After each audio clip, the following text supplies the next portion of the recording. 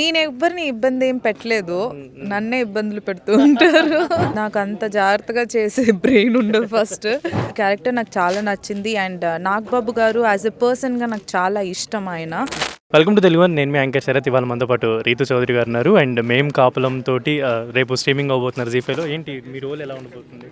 I'm playing as a journalist. దీంట్లో చాలా funny web series ఇది. మీరు తప్పకుండా జీ5లో సబ్స్క్రైబ్ చేసుకొని చూడాల్సింది. మేము కాపులం చాలా కామెడీ ఉంటుంది అండ్ నాగబాబు గారు నాగబాబు గారు రోల్ బాగుంటుంది అండ్ నేను జర్నలిస్ట్గా ఫస్ట్ టైం ప్లే చేస్తున్నాను. It's very different for me. నేను నా కెరియర్ స్టార్ట్ చేసిందే యాజ్ అ వీజే. నేను ఇంటర్వ్యూవర్గా స్టార్ట్ చేశాను. ఇప్పుడు ఫైనల్లీ అదే రోల్ ప్లే చేస్తున్నాను యాజ్ అ జర్నలిస్ట్గా. So I'm feeling very happy. So మీరు చూసి ఎలా ఉందో చెప్పండి. జర్నలిస్ట్ అంటేనే చాలా క్వశ్చన్స్ అడుగుతుంటారు, కొంచెం ఇబ్బందులు కూడా పడుతుంటాం. ఆ రోల్ ఎలా అనిపించింది మీకు? ఆ రోల్ నేను ఎవ్వరిని ఇబ్బంది ఏం పెట్టలేదు, నన్నే ఇబ్బందులు పెడుతూ ఉంటారు. బట్ మీరు చూసిన తర్వాత అంత కామ్గా కనిపించే జర్నలిస్ట్ కాదని మీకు అర్థమవుతుంది సిరీస్లో. ఓకే. అండ్ ఏదైనా అంటే ఇష్యూస్ అయినా ఏదైనా వెంటనే కాల్స్ చేస్తూ ఉంటాం కదా, జర్నలిస్ట్ అంటే క్వశ్చన్ చేస్తుండే తీరు కదా. సో అది ఎలా అనిపించింది చేయడం?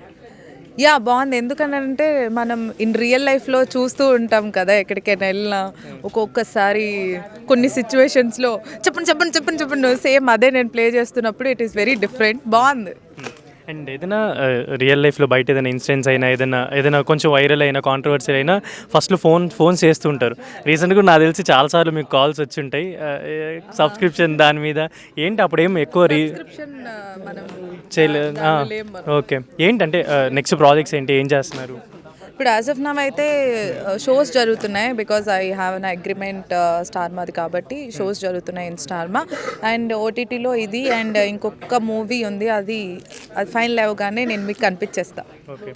అండ్ ఫిలిమ్స్ పరంగా అంటే ఇప్పుడు ఎలాగో వెబ్ సిరీస్ చేస్తున్నారు కాబట్టి ఫిలిమ్స్ పరంగా ఏంటి అంటే రీతు చౌదరి ఎలాంటి క్యారెక్టర్స్ చేద్దాం అనుకుంటుంది ఏంటి?